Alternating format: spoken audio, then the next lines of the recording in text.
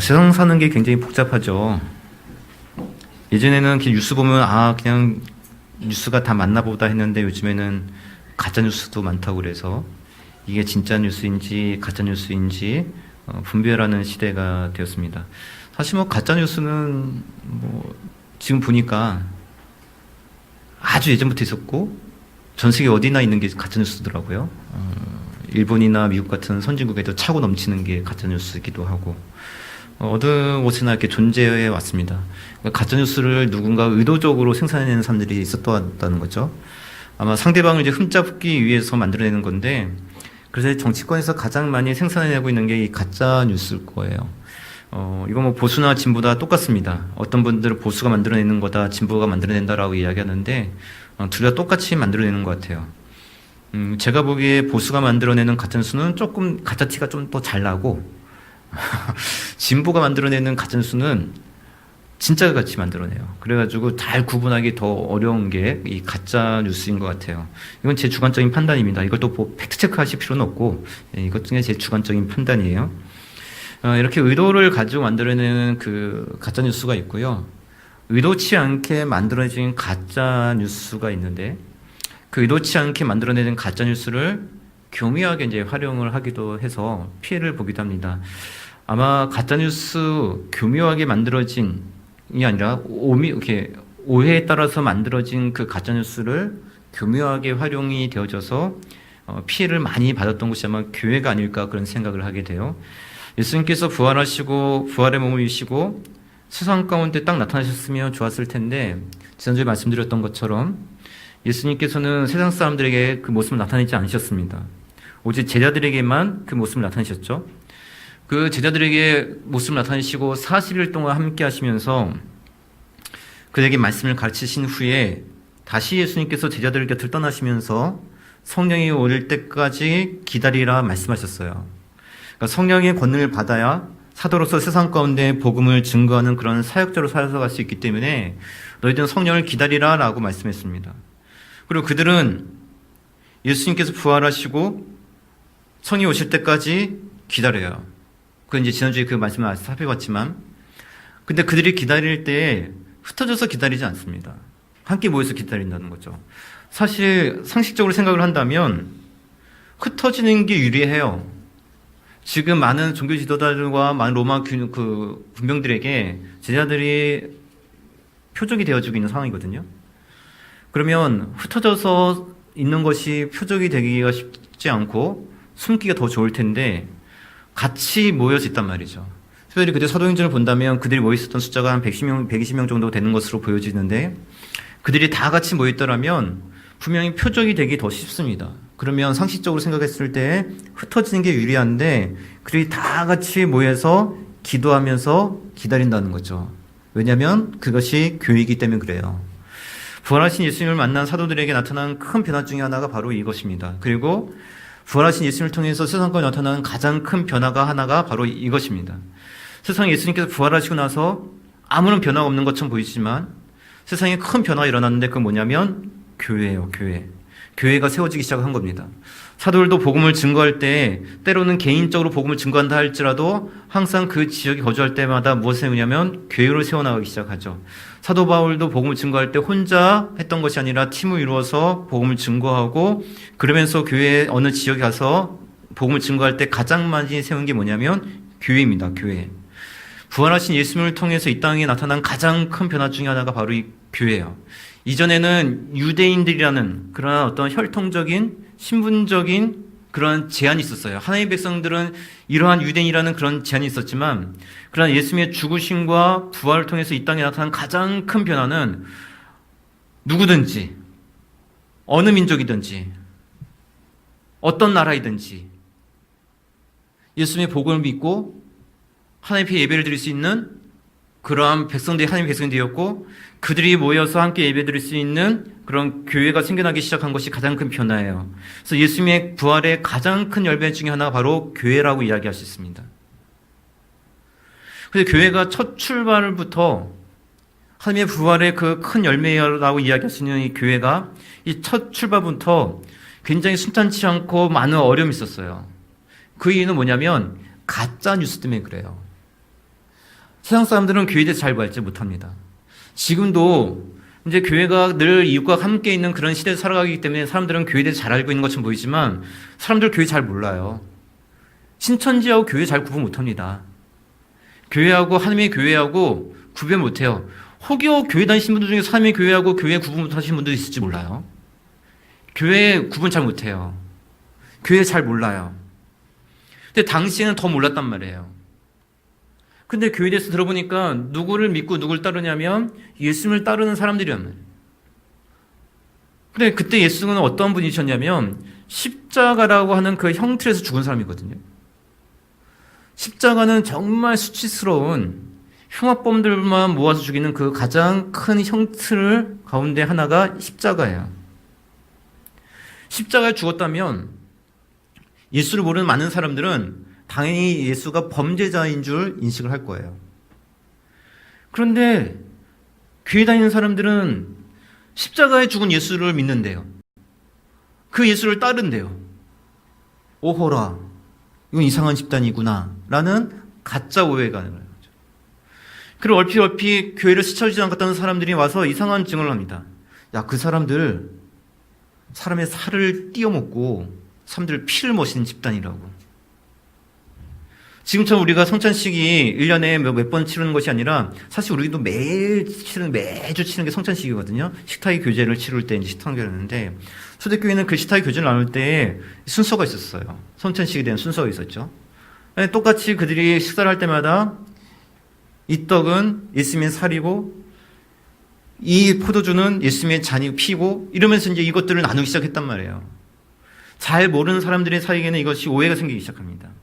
예수를 믿는 사람들은 흉악한 사람들인데 얼마나 흉악한 집단이냐면 사람의 살을 띄어먹고 사람의 피를 마신다더라. 교회는 많은 오해 속에 시달렸어요. 가짜뉴스는 급속도로 퍼져나가기 시작합니다. 가짜뉴스를 계속 퍼뜨리는 사람 누구일까요? 당연히 교회를 싫어하는 사람들은 계속 퍼뜨리겠죠. 그래서 더 심각한 가짜뉴스가 퍼지기 시작합니다. 예수는, 교회 다니는 사람들은 예수를 믿기 때문에 황제도 섬기지 않는데 로마 황제를 부인한대. 교회는 시작부터 많은 핍박과 어려움 속에서 있어왔고 계속해서 교회는 그런 핍박과 어려움들을 견뎌내면서 성장해 왔습니다.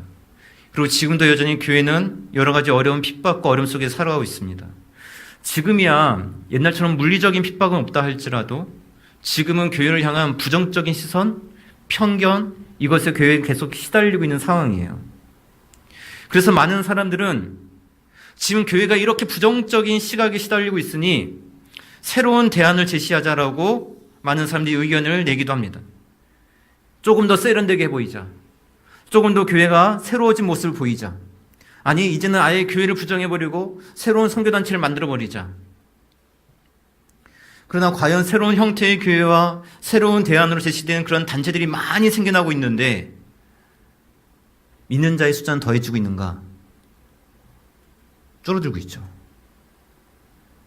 교회는 그리스도의 몸이에요.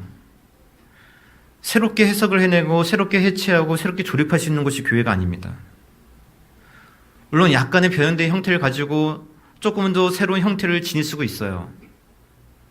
그러나 그것이 중요한 것이 아니라 새롭거나 새로운 형태가 중요한 것이 아니라 그리스도의 몸으로서 본질을 추구하는 게 더욱더 중요할 거예요. 교회는 그리스도의 몸으로서 존재해야 되는 거예요.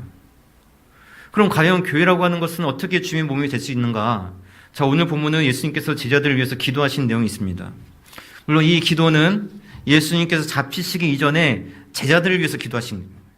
3년 동안 함께 하셨지만 이제 이들을 떠나보내시고 이제 십자가에 죽으시러 가실 때 이들을 위해서 기도하시는데 이들을 떠나시면서 이들을 위해서 기도하신 내용은 이들이 이 세상에서 성공한 사람이 되어지거나 명예로운 사람이 되어지거나 사도로서 이름이 드높인 사람이 되기를 위해서 기도하지 않습니다.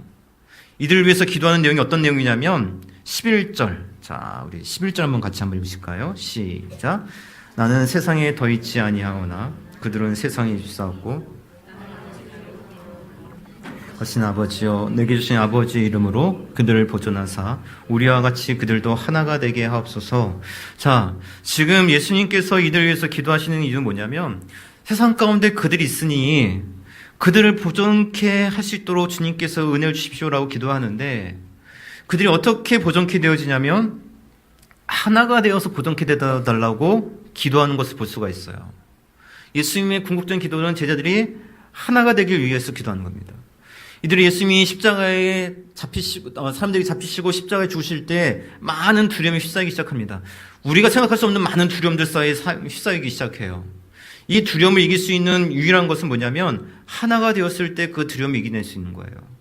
그래서 그들을 위해서 하나가 되게 해달라고 기도하는 거예요. 이들이 명예로운 자가 되기 위해서 기도하지 않고 성공한 삶이 되기 위해서 기도하는 것도 아니고 부유한 자가 되기 위해서 기도하는 것도 아니고 하나가 되기 위해서.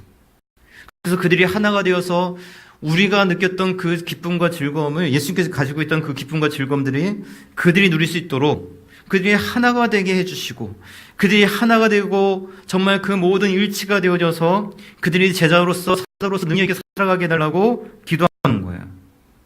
그래서 그들이, 예수님께서 이렇게 기도하셨기 때문에 그들이 승천하실 때 그들이 흩어지지 않고 하나가 될 수 있었던 거예요. 예수님께서 그들에게 모여있으라 이야기한 적 없습니다. 그냥 기다리라 얘기했거든요. 그럼에도 불구하고 그들을 위해서 기도했기 때문에 그들은 자연스럽게 주님의 그 기도에 따라서 그들이 함께 모여지고 있는 모습들을 볼 수가 있습니다. 그런데 그 예수님의 기도가 제자들을 위해서 하는 기도에서 멈추는 것이 아니라 더욱더 나아가다는 것이 중요한 것이죠. 자, 20절을 같이 보실까요? 20절을 보시면, 자, 20절 같이 읽습니다. 시작. 내가 비옵는 것은 이 사람들만 위함이 아니요 또 그들의 말로 말미암아 나를 믿는 사람들도 위함이지. 자, 예수님께서 기도하시는 것은 제자들만을 위한 기도가 아니라 말씀하고 있는 거죠. 제자들을 통해서 예수를 믿게 되는 그 사람들을 위해서도 기도합니다라고 예수님께서 표현하고 있는 것을 볼 수가 있습니다. 그래서 FF 플러스는 이 기도 내용이 바로 교회를 위한 기도 내용이다라고 정의를 내리고 있거든요. 예수님 십자가에 달리기 전부터 교회가 하나님의 뜻이라는 것을 알고 계셨고, 그래서 교회를 위해서 기도하신 거예요. 교회는 예수님께서 부활하시고 나서 그냥 생겨난 단체가 아닙니다. 예수께서 십자가에 죽으시기 전부터 기도하셨던 내용이 뭐였냐면 교회였고, 그러기에 교회는 계속해서 그리스도의 몸으로 존재해 되는 것이 바로 교회의 모습이에요. 그래서 교회를 위해서 예수님께서 기도하시는데, 교회가 어떠한 교회가 되기 위해서 기도하시는가? 자, 21절 있습니다. 시작. 아버지여, 아버지께서 내 안에 내가 아버지 안에 계신 것이 그들도 다 하나가 되어 우리 안에 있게 하사 세상으로 아버지께서 나를 보내신 것을 믿게 하옵소서. 자, 삼위일체 하나님 안에 그들이 거해야 되는데, 그들이 거할 때 하나가 되어서 거해야 된다라고 지금 말씀하고 있는 것을 볼 수가 있어요. 쉽게 말하면 교회는 하나님 안에 거해야 되는데, 하나님 안에서 어떻게 거할 수 있는가? 하나가 되어서서 온전하게 거하는 것이 교회의 모습이어야 된다라고 지금 예수님께서 기도하고 있는 거예요. 교회는 하나가 되어야 되고, 하나가 될 때 온전함이 이루어지고, 이것을 통해서 하나님의 사랑과 복음이 세상 가운데 증거가 되어지는 거예요. 다른 것으로 증거되어지는 것이 아닙니다. 교회를 다니시는 분들은 교회를 정할 때 큰 교회를 보고 건물을 보기도 하고 여러 가지를 보고 교회를 결정할 수 있을 거예요. 그런데 세상이 교회를 알 수 있는 이유는, 알 수 있는 근거는 큰 건물과 다른 것이 아니라 교회가 하나가 되었을 때에 그때 교회가 온전케 되어지고, 그것을 통해서 세상이 하나님의 사랑과 하나님의 영광을 알 수 있다라고 이야기를 하는 겁니다. 교회의 온전함을 통해서 복음이 세상 가운데 증거되어진다는 거죠. 이건 우리가 현실적으로 잘 알고 있는 거예요. 복음이 지금 세상 가운데 전해지지 않고 있는 이유는 뭐냐면 교회가 온전함을 잃어버렸기 때문에 그렇습니다. 사실 교회는 말씀드렸지만 지금까지 교회는 많은 스캔들에 시달려 왔어요. 많은 오해가 있었습니다. 교회가 처음에 들어왔을 때부터 교회는 보상을 모르는, 그죠? 집단이라는, 교회는 남녀가 모이는 데이트 장소라는 여러 가지 오해가 있었어요. 제가 들었던 간증 중에 하나가, 저는 이제 연배가 많으신 분이죠. 제가 어렸을 때 들었던 간증인데, 그때는 그런 간증이 많았었어요. 부부가 교회를 안 다녔는데 우연찮게 이제 부인이 예수를 믿고 교회를 다니기 시작한 거예요. 교회 가가지고 이제 교회 예배 참석하다 보니까 은혜를 받은 거죠. 그래서 은혜를 받다 보니까 정말 내가 남편을 위해서 기도해야 되구나. 그리고 옛날에 교회마다 기도 모임이 얼마나 많아요? 그래서 기도 모임 참석해가지고 남편을 위해서 기도하고 또 자녀를 위해서 기도하고 가정을 위해서 막 기도하고 열심히 기도한 거예요. 남편이 볼 때는 이 여자가 정신 나간 거죠. 이상해진 거야. 예수 믿더니 맨날 교회를 가. 근데 교회를 가면 누가 있어요? 목사가 있잖아요. 남자 목사가. 그러니까 많은 오해가 있었어요. 뭐 목사님한테 뭐 바람이 났네. 목사님한테 뭐 마음을 빼앗겼네. 뭐 부인이 그 남편을 위해서 가정을 위해서 기도하러 가는데 교회 안에 여러 오해들이 쌓이고 그래가지고 뭐 남편이 술 마시면 부인 때리기도 하고 술 마시고 교회 쫓아가지고 목사 막 뭐 자꾸 욕하기도 하고 그런 일들이 예전에 많았었어요. 그런데 그것이 다 뭐였었냐? 오해였거든요. 그래서 오해가 다 풀리면 남편이 잘못했다고 그러면서 교회를 다니고 그죠? 그런 일들이 많았었어요. 근데 지금은 스캔들이 의심이 사실로 밝혀지는 경우가 많아지니까 지금 좀 문제가 되는 거죠. 오해 속에서 온전함이 드러날 때 교회가 영광이 드러나는 거던데 이제는 오해가 사실이 되어져 버리는 거예요. 손봉원 교수님이 주변을 밀려난 기독교에서 이런 말을 했거든요. 그 사회의 욕을 보면 그 사람들이 민감하게 반응하는 것이 무엇인지를 아시다는 거예요. 우리나라 사람들이 빈도수가 높은 욕이 뭐예요? 제일 많이 하는 욕이 뭘까요? 새끼. 여러분들 새끼로 욕하는 게 아니라 그런 욕이 많다는 거죠. 항상 그 뒤에 거기에 붙죠.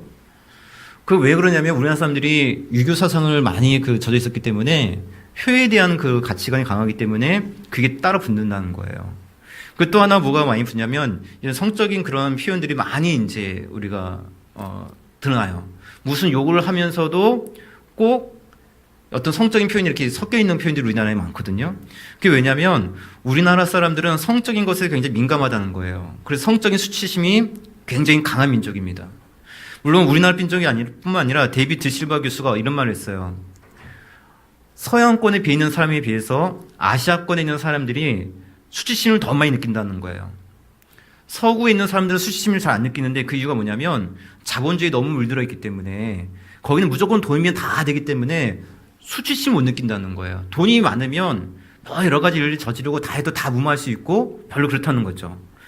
근데 우리나라는 아시아권은 그렇지 않았다라고 이야기하는데 아시아도 이제 점점 좀 달라지고 있죠. 중국도 돈을 사랑하는 나라로 변했고 우리나라도 중국 못지않게 돈을 사랑하는 민족으로 바뀌어져 가고 있어요. 그래서 수치심을 잘 몰라요. 특히 한국 교회가 수치심을 잘 못 느껴요. 예전에는 목사님들이 조금 돈 비리가 일어나도 교인들이 용서해 줬어요. 그러나 성적인 어떤 문제가 일어나면 목사님도 사임을 하고 그렇게 헤어졌었어요. 근데 지금은 그런 성적인 범죄가 일어났어도 능력 있는 목사라 생각되어지면 다 따라다녀요. 개념이 바뀌고 있는 거죠. 교회가 수치심을 점점 잃어버리고 수치심을 몰라요. 그래서 손봉원 교수님이 교회가 욕을 먹는 이유는 좋은 일을 안 하기 때문이 아니라 수치심을 모르기 때문에 욕을 먹는다라고 이야기하고 있거든요. 욕을 먹는 많은 교회들, 대체로 큰 교회들이 욕을 많이 먹는데 그 교회들 보면 좋은 일도 되게 많이 해요.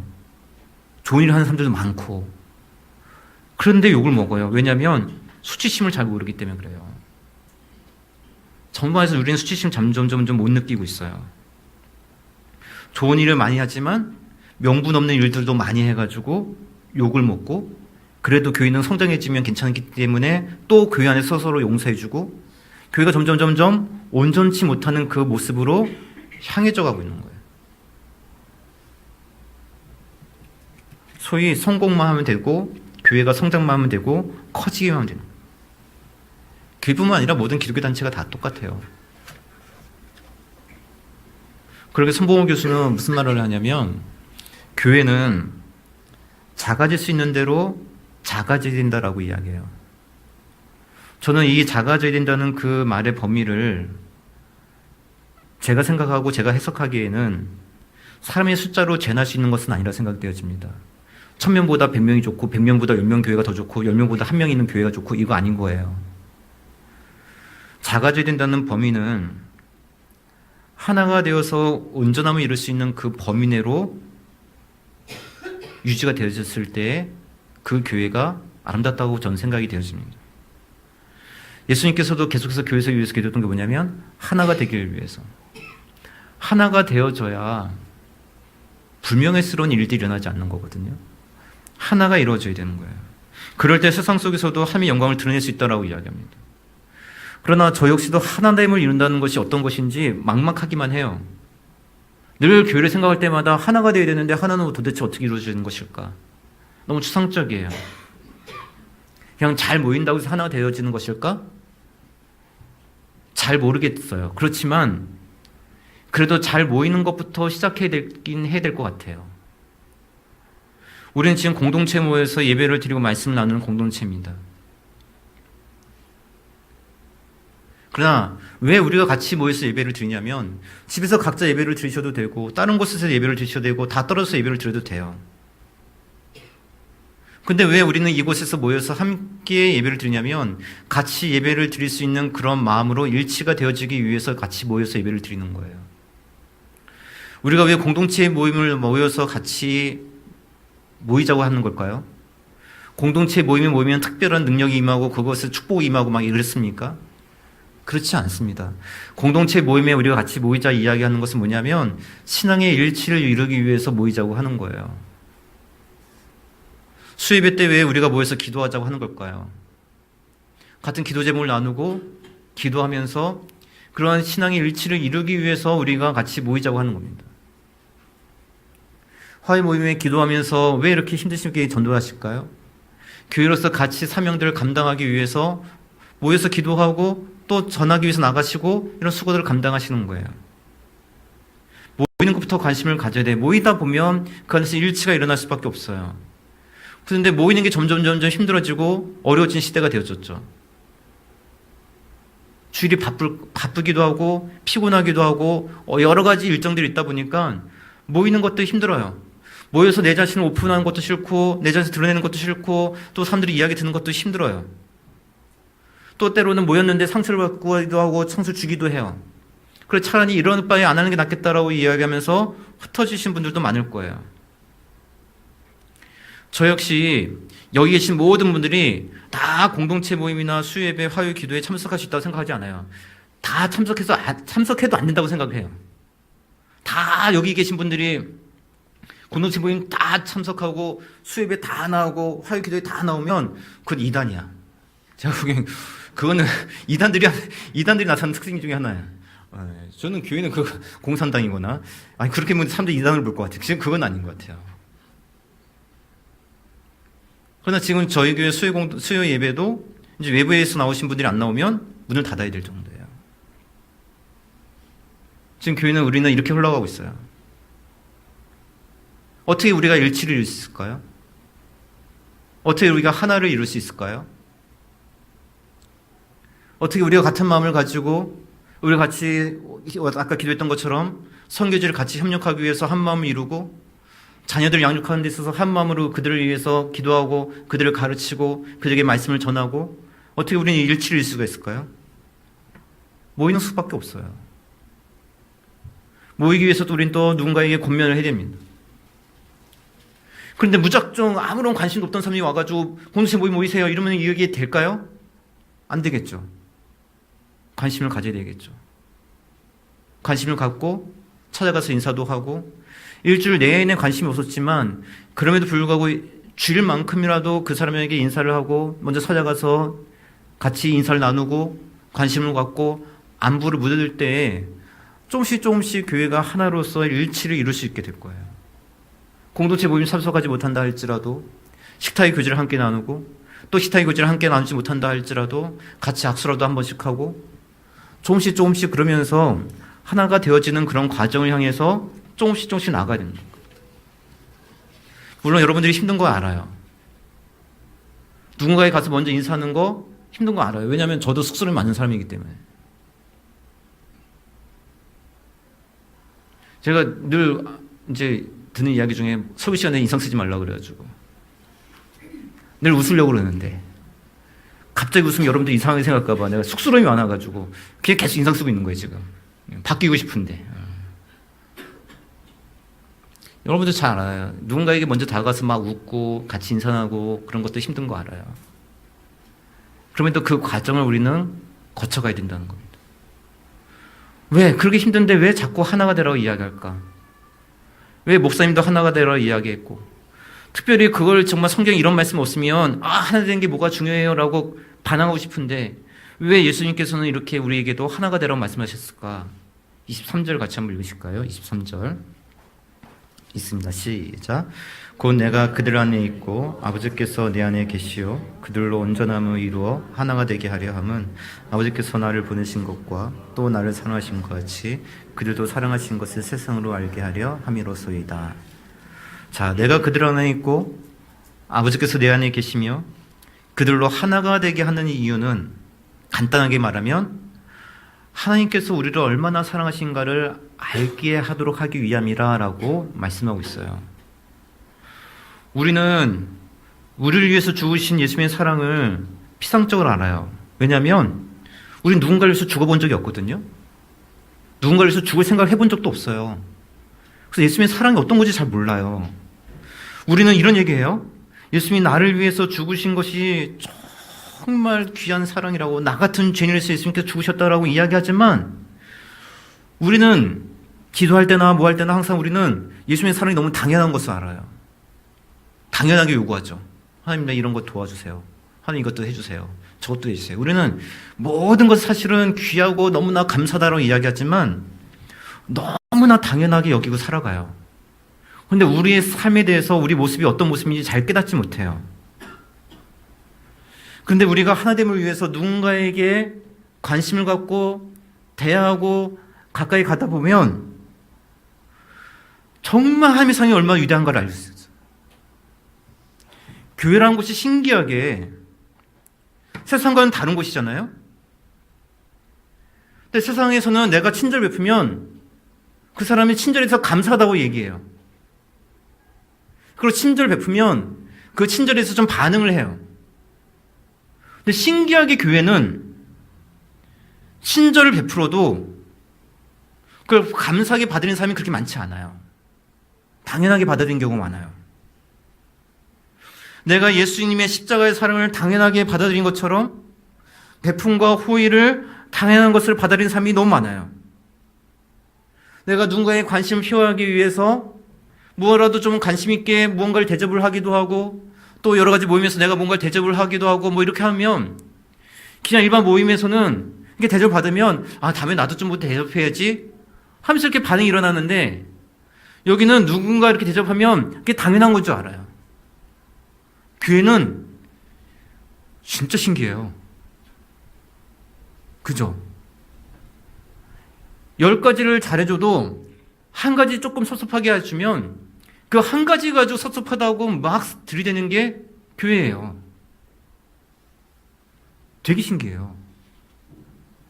예수님께서 대접만 받으려고 하지 섬기고 낮아지려고 하는 사람이 없다라고 얘기했던 그 사회가 유대 사회였는데 그게 교회라는 것을 알게 될 거예요. 얼마나 마음이 뻣뻣한 사람이 우리인지 알 거예요.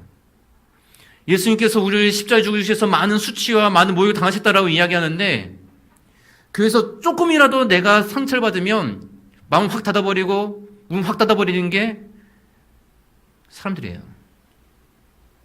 그리고 그 모습이 내 모습이란 것을 발견하시게 될 거예요. 그래서 하나가 되기 위해서 한 걸음 나아가면 하나님의 사랑이 얼마나 큰지 알게 돼요. 누군가에 관심을 갖고 물어보고 안부를 묻기도 하고 여러 가지를 대보는데 10마리를 물어봐도 나에 대한 관심을 한마디도 표현하지 않는 사람들이 교회 다니는 사람이에요. 하나님께서 우리에게 얼마나 큰 관심을 갖고 있다라고 이야기하지만 우리가 정작 하나님의 나라에서 얼마나 관심 없는 사람들인지 우리의 본성이 어떤 사람들인지 내가 한번 관심을 가져보고 그 사람들에게 호의를 베풀어주고 하다 보면 알 수 있게 돼요. 그래서 하나님의 사랑이 얼마나 큰가를 또다시 깨닫게 되고, 그래서 우리가 다시 온전해질 수밖에 없는 게 교회 공동체의 모습이라는 거예요. 교회 공동체는 신기한 곳입니다. 여러분들이 한 걸음씩 한 걸음씩 다가가면 상처를 받기도 하고, 때로는 수치를 당하기도 하고, 또 사람들이 거절을 당하기도 하는 곳이 교회예요. 그러나 그것을 통해서 하나님의 크신 사랑을 더욱더 알게 될 것이고, 결국엔 이러한 모습들로 한 걸음씩 나아가다 보면 교회가 진짜 하나가 되어지고 온전하게 될 것이고, 신앙의 일치가 이루어지기 시작한다면 목사가 나가서 딴지 못할 거예요.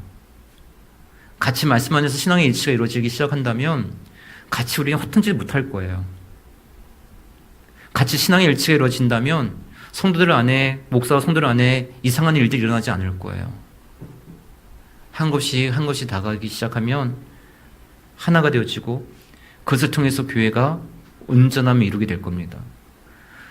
믿는 자들은 교회를 정할 때 건물을 보기도 하고, 목사의 학력을 보기도 하고, 많은 것들을 볼 수 있겠지만, 세상은 교회가 하나가 되어지고 온전케 되어짐을 통해서 하나님을 알게 될 것이고, 또한 우리 역시 그렇게 하나됨을 위해서 나가고자 할 때에 진짜 하나님의 사랑을 우리가 깨닫게 되어지기 시작할 겁니다. 오늘 이 말씀을 기억하시고, 그러게 가정 안에서도 부부가 하나가 되기 위해서, 일치를 이루기 위해서 늘 힘을 쓰시고, 그래서 먼저 한 걸음 더 다가가시고, 교회 안에서도 하나가 되기 위해서 한 걸음 더 먼저 다가가시는 그런 삶, 그러기에 진정한 주님의 그 온전하심을 이루기에 세상 가운데 주님의 사랑을 드러낼 수 있는 그런 삶과 가정과 몸된 교회 공동체가 되기를 주님의 이름으로 부탁드리겠습니다.